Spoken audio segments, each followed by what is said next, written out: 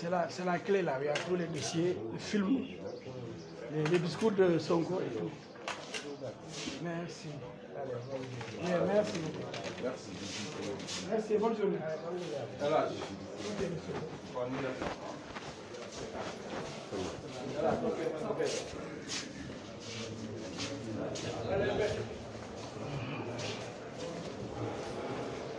D'accord, vous avez suivi en direct dépôt plainte merde nous sommes en direct déposé ngeen plainte xam naa fii dañuy traité non mën nañu wax. fii maa ko moom sama fii tribunal fi lay liggéey. léegi déposé nga plainte. waaw xam nga ne coow li bëri woon na lool waaye lu jot yomb ñun nag kenn mënuñu terroriser naa ñu du ngeen déposé plainte ñun ñoo seet heure bu ñu neexee ñun xoolal ñun kenn moomuñu ñun suñu xam-xam la ñuy wéyee xool temps bi gën ci ñun pour déposer plainte ndax commission d'enquête parlementaire da doon saytu fen yu rëy yooyu nag dañu bëggoon assemblée wane ko ba xam ni waa ji fen na ba nëpp comme fen na ba nëpp li des mooy nag ñu jóg nag jébbal yoon nag fen wu rëy woowu nag ni lii yàq deru nit la moo tax sa waaye tiit dem Casamance bu naan Casamance dal ci Sénégal bëgg a taal réew mi loolu nag du ko ci teree génn fen sa fen wu rëy bëgg a taal sa réew ndax yow doo patriote wala may dégg nga patriote yow yaa gën a xam ni yow sa bopp escroc nga. wan ñu plainte bi nag mu ngi nii plainte baa ngi nii ngeen ko filmé plainte baa ngi nii mu ngi nii Mamour Diallo contre Ousmane Sonko gis ngeen casier procureur tey le 15 octobre numéro 16 300 la le 28. waaw 328. procureur de chargé de ko le 15 octobre 2019 muy tey. affaire monsieur Mamour Diallo Ousmane Sonko. matagul 2 minutes. plainte contre Ousmane Sonko déposée député à l'Assemblée nationale demeurant à Dakar cité Keur Gorgui. D'ordre et pour compte de monsieur Mamadou Mamour Diallo inspecteur des impôts et domaines demeurant à Dakar. Les avocats sous-signés ont l'honneur de vous exposer ce qui suit. Voilà après ñu lim yëpp mooy lu ñu liir yëpp jarul liir yëpp mais wan nañu ba ci suuf. wane nañ fen yim fen yëpp depuis le 13 octobre 2018 mu ngi fen rek ñu bàyyi ko muy fen rek xam ni dëgg mooy mujj ñu bàyyi ko muy fen rek ñu wane bis yi fii yëpp dëgg muy fen rek ba yegg si ci 12 octobre bi mu ngi nii. alors yooyu yëpp c'est des allégations mensongères. ñu wane article de loi yi kon ñu ne monsieur Ousmane Sonko mu ngi nii. entre vos mains des infractions susvisées et sollicite qu'il vous plaît faire diligenter une enquête rigoureuse pour que justice soit faite. Dans cette attente, je vous prie de croire monsieur le procureur de la République à l'expression de nos salutations respectueuses.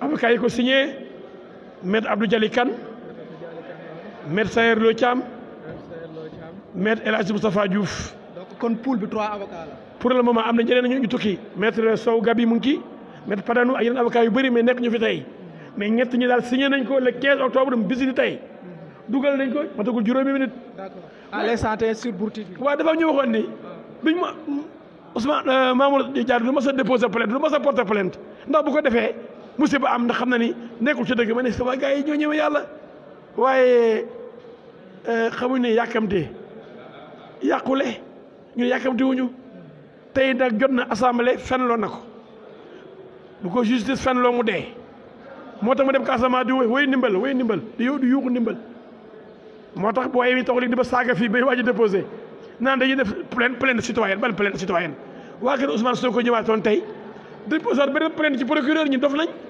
ñi mën a tamit téye seen bopp ànd tamit seen sago di ma saaga waaye wax ji bon dëggul fa mu jëm fa mu jógee la dëkk bàyyi naa leen ko mais man nag dama leen yëgal kenn mënu ma xooxatal seen saaga yooyu saaga leen ndax ay dof ngeen saaga leen ndax ay jaam ngeen ndax jaamu Ousmane Sonko ngeen taalibe Ousmane Sonko ngeen. ma xool les infractions visées. waaw dafa am première infraction yi ndax plainte yi dañuy tegalante am na yeneen yu ñëwal. yéen waa Bour TV yéen a am exclusivité par étape la première plainte yi dañoo jëlagum diffamation et injure publique.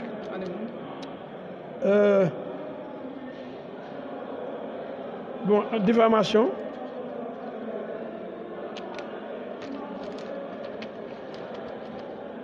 Attendu que l'ensemble de ces faits sont constitutifs des délits de diffamation et d'injure publique, prévus et réprimés par l'article 258 du Code pénal, qui dispose que, et pour l'injure, toute expression outrageante, tout terme de mépris relatif ou non à l'origine. Et là, il a toujours taxé le gars d'escroc, d'escroc et de voleur. Donc, moi, il m'a fait rek. Puis, il devait commettre un faux dans un acte d'acquiescement. Après, vous savez, 14 milliards de deniers publics. Tu as vu? Donc, lépp leer na nee na fii escroc et voleur de haut vol. Donc, lépp mu ngi fii. L'auteur des écrits incriminés a entendu sa raison valable, porter atteinte à la dignité et à l'honorabilité du plaignant et du même coup a entendu mettre au néant la carrière politique du monsieur Mamour Diallo en la présentant aux yeux du public sans périphrase ni aucune forme de prudence comme un escroc patenté et un voleur de haut vol. Et en soustrait frauduleusement l'argent public à concurrence de la somme de 94 milliards. Extrêmement grave. yàqu deru nit mënul weesu lii mais Sonko moom jeexal na ba yeboo dem tëri ndax politicien boo xam ne ci fen nga nar a sukkandiku pour jël réew ci sos ñeme yàlla preuve yaa ngi nii que du wax dëgg ci ba du mës a génn firnde nag bala may dee mu naan juge bi laay nekk ba ooma teg nit ñi dof Sénégal yi comme jànguñu droit ñu ci bëri xamuñu dara ci droit foog ni juge bi fa lañu war a joxe seulement ay preuve waaye fa nga taxaw kay place de l'Obélisque naan xam naa compte bancaire ba xam naa 46 milliards yi ca dugg mën nga génne preuve yi ndax wax nga ba pare waaye rek moom dafa teg ñëpp dof bu Sénégal am na ay dof gaa waaye ñëpp dofuñu nag heureusement. ñu dem ci confrère man ñu dem ci suuf. presse baa ngi lay xaar je pense que léegi man la. ok merci beaucoup kon gars yi di ngeen ko gisee noonu maître El Hadj Diouf moo ngi noonu déposé na plainte moo ngi waaj déclaration avec la presse et yéen vous qui suivez Mbour TV vous avez l'exclusivité c'est à ngeen dépôt plainte bi fii ci parquet déposé na ko day dul xaw a làqatu wala ci gendarme bi di defal bagage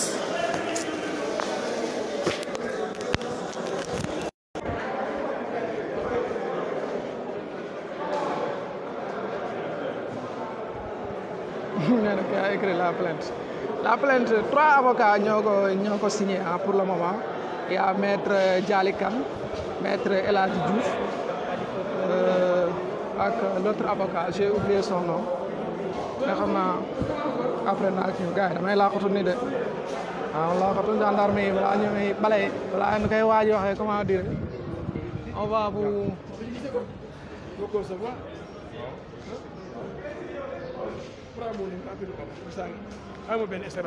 Tu viens me voir après. Ok, PTP France. Il y a PTP France. Après, à PTP France. 739 49 30. 30. waa ji de daf ñuy bale nu mu koy waxee sax de débrasser sama waajaa ngi nee na je vais vous débrasser ma nëbbu sama caméra bi voilà moom may débrasser. Ah, pare nga wax déposé na pare. Très bien mon cher, tu as bien agi. Merci. Ñu dañoo réew mais nga ma dóor. Bon, ça y est. Maintenant, ça y est. La plainte est déposée en bonne et due forme.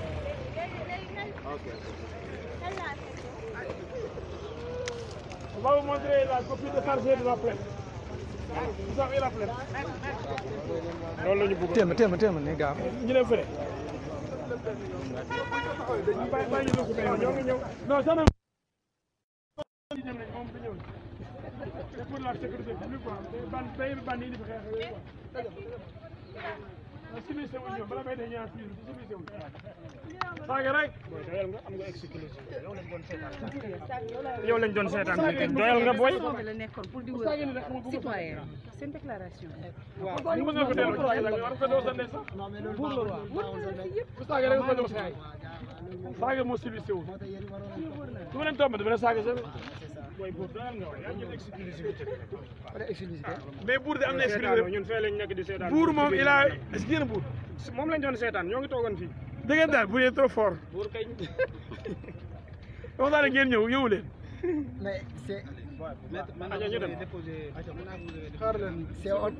ñëpp ñëw parce que du ma def Sénégal. Voilà, c'est ça. C'est on arrière. léegi la ñu ne ma leen Sénégal dafa tardé mënu ma. On arrière au moins qui est petit-fils du dernier roi du Saloum aussi. Il est arrière petit-fils du dernier roi du Saloum aussi. Donc c'est mon petit-fils, c'est qui? Ah oui, le bourg là. Ah oui, lui c'est le bourg. Et puis il est ce bourg de Macky Sall là. Mais effectivement. Bourguédé là-bas. Bourguédé, oui. Non, bi mooy original Bourguédé. yow yaa original bi. Tu as bien fait. Ah, faux là. False. Vous avez finalement déposé la plainte. Pourquoi finalement? C'est nous qui choisissons notre agenda. C'est nous qui décidons de déposer à la date qui nous convient.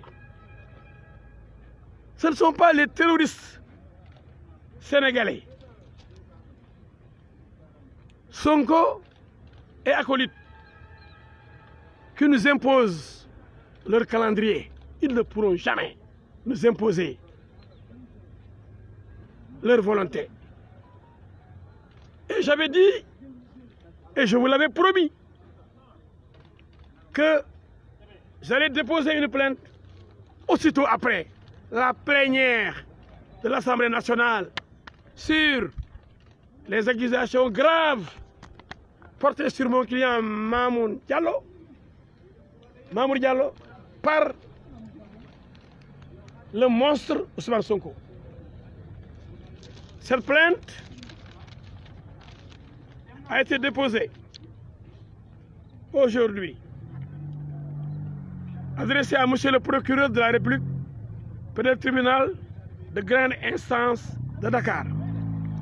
C'est notre jeune confrère Abdou Dialy Kane qui était chargé dans son cabinet donc, de faire donc, le papier. Mais ce sont tous les avocats qui ont signé la plainte. Parce qu'on ne va pas voir tout le temps El Hadji prendre les devants. Il faut aussi démocratiser et associer les autres. Et vous avez vu que la plainte a été signée le 15 octobre 2019 par M. Abdou Dialy Kane, M. Sayer Locham et M. El Hadji Moustapha Diouf, votre serviteur. D'accord? On avait cité Maître de nous comme étant... Oui, il y a d'autres avocats, il y a même Maître Gabi Sow. Il y a d'autres avocats qui viendront s'ajouter au collectif. Et il y a d'autres plaintes qui viendront compléter. Il y aura des plaintes complémentaires. Qui vont viser. Toujours Ousmane Sonko. Sur quelle affaire? 94 milliards de mensonges. Je l'avais intitulé cette affaire les 94 milliards de mensonges, vous vous rappelez? Ça fait presque un an, hein? Vous vous rappelez? Mais je ne mentais pas parce que moi je ne mens pas. Je le jure sur le Coran. Personne, ni Mamour Diallo, ni Macky Sall, c'est moi. Elle a perdre ma dignité jusqu'à mentir. Pour là, le mensonge est le plus gros péché pour les musulmans. Écoutez, la plainte a été déchargée par le parquet le 15 octobre 2019. Il y a de cela juste, je pense, 15 minutes. Il était 14h05, 14h10 je crois. 13h, oui, 13h05.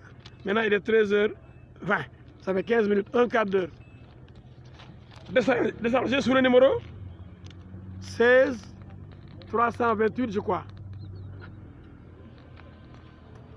Et monsieur le procureur a été saisi des délits de diffamation et d'injure publique pour le moment. Parce que nous voulons faire très mal. Il y a une succession de plaintes. C'est ça qu'il mérite. Jusqu'à son arrestation et son emprisonnement. Mais ce qui est plus important, c'est que la plainte soit déposée. Parce que l'honneur, comme on l'a dit, de Mamour Diallo, l'honneur de Mamour Diallo, la considération de Mamour Diallo, la dignité de Mamour Diallo ont été largement entamées. Il a subi un lourd préjudice moral, professionnelle, politique. L'intention de nuire est manifeste. Et la diffamation est définie comme toute allégation mensongère tendant à nuire à la personne en portant atteinte à son honneur, à sa dignité et à sa considération. Cela est incontestable. L'injure publique a été visée aussi. Parce qu'il a traité, Ousmane Sonko a traité Mamour Diallo d'escroc et de voleur. Et c'est le voleur qui crie au voleur. Comme vous le savez, c'est lui qui cherchait la somme faramineuse de 11 milliards 280 millions sur ces 94 milliards. Et il a dit dans le film qu'on a produit, qui vous a été distribué, il a dit que ce n'est ni technique ni judiciaire. Je les tiens par leur forfaiture. Ma présence va les dissuader, ils vont payer. Vous avez vu le film de ce faussaire, de ce voleur, de cet escroc, de ce menteur. Et il dit qu'il n'était pas dans le dossier. Maître, qu'en est-il du délit de diffusion de fausses nouvelles? Vous en avez parlé tout à l'heure, mais oui. Apparemment ça figure plus. Donc... Ça viendra. Je vous dis que d'autres plaintes viendront. Celle-là complémentaire. Au fur et à mesure, des plaintes vont tomber. Aujourd'hui, ils ont déposé une plainte ridicule. Après avoir saisi le procureur, le juge. Chez eux, c'est le désordre total. Tantôt c'est le procureur, tantôt on dit c'est le procureur du président Macky Sall, donc on lui fait plus confiance. Tantôt on dit mes preuves, je ne les donnerai qu'au procureur. J'attends qu'on m'appelle. Après on dit je vais chez le juge d'instruction. Alors qu'il n'a même pas le droit de saisir la justice pour réclamer des deniers publics. C'est parce que c'est un ignare que l'homme est nul. Parce qu'à force d'être obsédé, passionné, on perd la raison. Et donc, comment ça s'appelle encore? Le jeune Sonko. Le jeune Sonko. Jamais vu dans ce pays. Son départ, comme vous le savez, l'avocat de Mamour Diallo, votre serviteur, El Hadji Diouf. Maître, pourquoi avez-vous gars yi bu leen fàtte abonné wu ci la page Facebook bournews.net puisque Marc dafa bloqué la page Bourguédé, moo tax je fais le live sur mon profil Bour le Roi. Abonnez-vous sur la page bournews.net, page Facebook bournews.net pour que prochainement su ma Marc bloqué Bourguédé ñu mën a def live bi fële bournews.net. Merci beaucoup. Ce sont des avocats qui ont leur stratégie, qui ont agi en avocat et non en journaliste ou non en mécanicien. C'est des professionnels, des hommes de l'art qui ont décidé de faire le meilleur travail possible pour non seulement démonter pièce par pièce les mensonges de Sonko, mais pour le fatiguer, pour l'avoir, pour le massacrer, pour le déshabiller, pour le faire punir, parce qu'il mérite une punition exemplaire, à la dimension de l'affront, à la dimension du mensonge, à la dimension de l'escroquerie, à la dimension du tort causé et à Mamour Diallo et au peuple sénégalais, de la part d'un imposteur. Sonko est un véritable imposteur. C'est les mêmes dit que c'est un criminel, parce que ce qu'il a commis est un crime. Un crime, pourquoi? Il a trouvé un homme qu'il a accusé d'avoir détourné 94 milliards. Il n'y a pas plus criminel que de tuer cette personne. C'est une façon de tuer une personne, de porter atteinte à sa carrière. Mon client m'a dit. Non, non, Bour yu bari na ne bournews.net bi yaa mon logo de télévision. Sa fille, qui est à l'extérieur, lorsqu'elle a appris la nouvelle, est tombée en syncope. N'a pas pu terminer ses examens. Elle était en pleine période d'examen. Et elle a échoué, elle n'a pas pu continuer quand elle a vu que son père est accusé d'avoir détourné 94 milliards. Et Sonko l'a dit à la place de l'obélisque devant des milliers de personnes. Et devant ces milliers de personnes, il n'a pas apporté la moindre preuve. Mais Sénégal moo neex. Sénégal moo neex. mujj ngeen porter plainte. ah oui ñu ngi koy soog a bëgg a def nag parce que ñu nag Sonko moomu ñu nag ak ay nitam ñu toppoon sonal ñu lool naan ñu waaye yéen bu ngeen ñëwee porter plainte yemewu leen ko d'ailleurs Mamour Diallo du mas a porter plainte du mas a dem ci yoon ndax ñemewul yoon ndax bu fa demee dañ koy tëj ma ne waaye xoolal ma kii yab na Sénégalais yi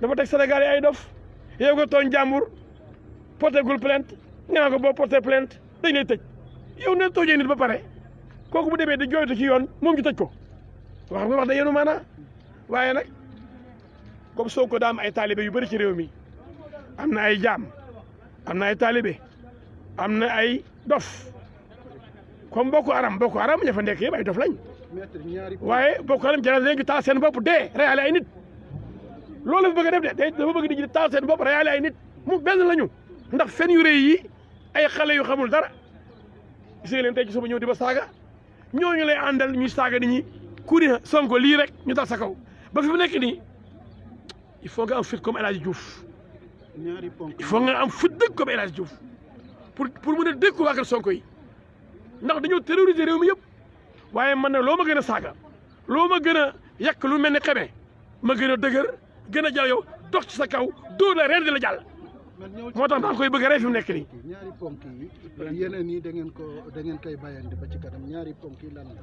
ñaari ponk yaa ngi nii rent xuuxaan sumi ngemb dane woon Mamour Diallo du mas a porte plainte du ko mas a yóbbu ci yoon bu ma feneen yéen ñëpp may naa la ngeen mais da ngay fen parce que man lu ma wax dama ko gëm te yéen toog ngeen ku ci nekk yéen dégg waa kër Sonko yi moom bërki démb ñaar rek ci tey rek ñu ngi waxe léegi nii ci kii bi Facebook bi ni duñ mas a déposer plainte ma ne waaye ñii moom est-ce que ñii xanaa nañ seen bàmmeel te ñu dañuy fen ba fekk na ngay lekk ceeb ñu ne doo mas a lekk ceeb ngay lekk suufu kànje ñu ne kii lekk suufu kànje nga tiib suufu kànje bi xëy ci kànje gi tiir bi ñu ne non li suufu kànje li sombi la moo tax daa leen wane seen fen yu rëy yi ak seen ñàkk fayda topp ab dof mel ni dof comme moom nekk ay jaam ak ay taalibe Sonko léegi mu ñëw fen wu rëy lu toll juróom-ñeent fukki milliards ak ñeent boo ko jël Sénégal dañ lay rey bëggoon réew bi tàkk xam ne loolu mënul am mu ne Mamour Diallo ko sàcc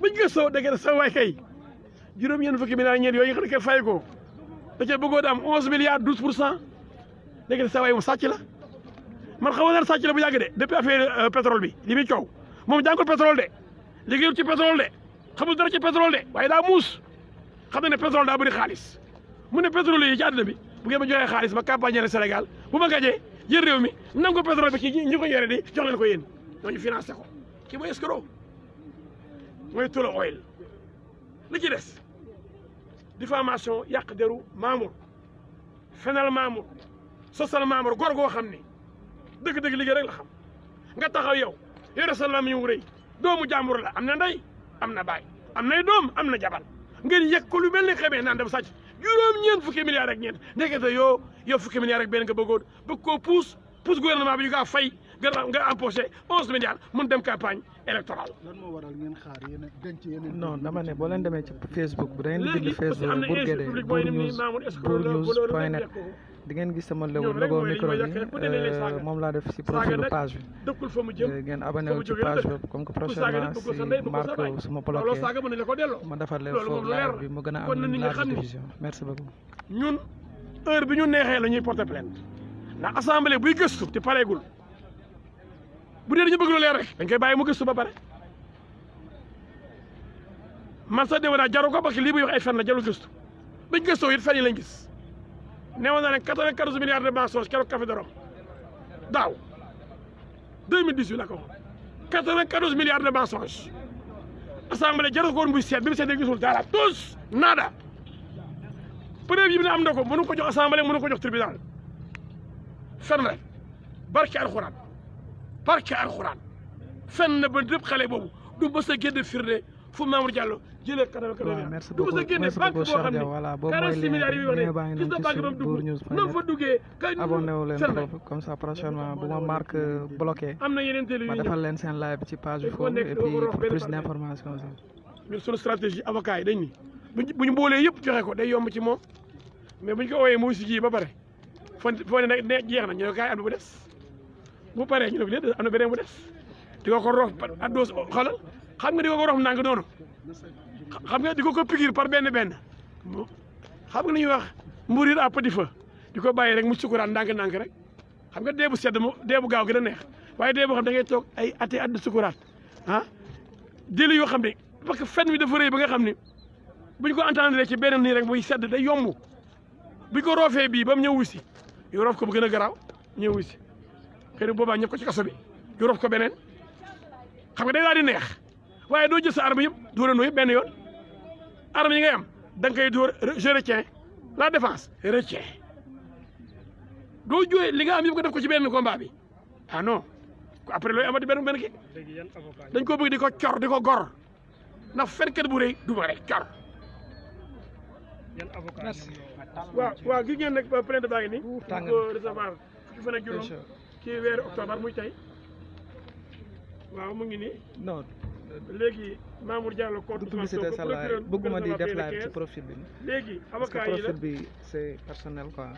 avocat yaa ngi nii page bi mooy public quoi moo tax ma bëgg. parce que man kenn rek bu ma ci nekk day mel ne man rek maa koy xeex. profil moom c'est ma. fekk nag avocat yu bëri am na ñeneen ñu des am na avocat yi dañu war a ñëw. en personne mais maître Abdou Dialy Kane. mais pour la page Bourguédé bournews.net Maître moom c'est El Hadji pour Moustapha Diouf le royaume et les citoyens. c'est pour Maître vous mieux Sayer servir. signature yaa ngi ne tampon yaa ngi ni ñetti avocat yi ci des na maître Padano maître Gabi Sow ak yeneen avocat yi war a ñëw daanaka jege nañ fukk rien que pour rek bokk ci rek li nga xam ni yàlla def ko santaane mooy toroxal seetaane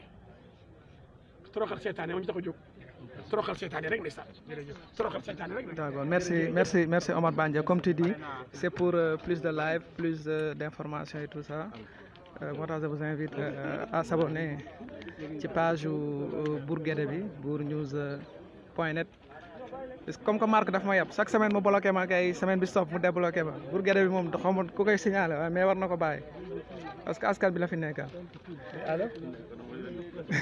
oui ça va. Pat du ma noppi signal bi ngeen di bàyyi sama nijaay Bas nee na dañ may débarrassé xaw ma na wax ak gars yi ñu bañ maa signalé moo gën waaw.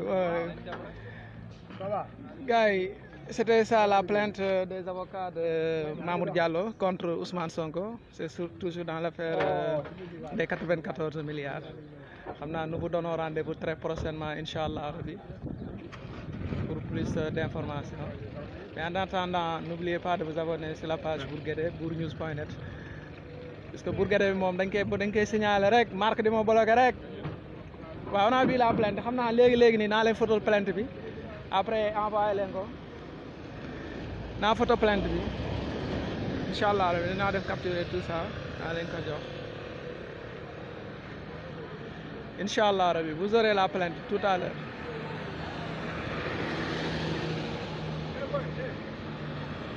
waaw incha allah waaw ba ci kanam Bourguédé la woon Bour le Roi en direct au palais de justice de Dakar pour l'affaire des deux plaintes, la plainte citoyenne et la plainte de Mamour Diallo contre Ousmane Sonko, toujours dans l'affaire des 94 milliards. Ok, merci beaucoup et à très prochainement.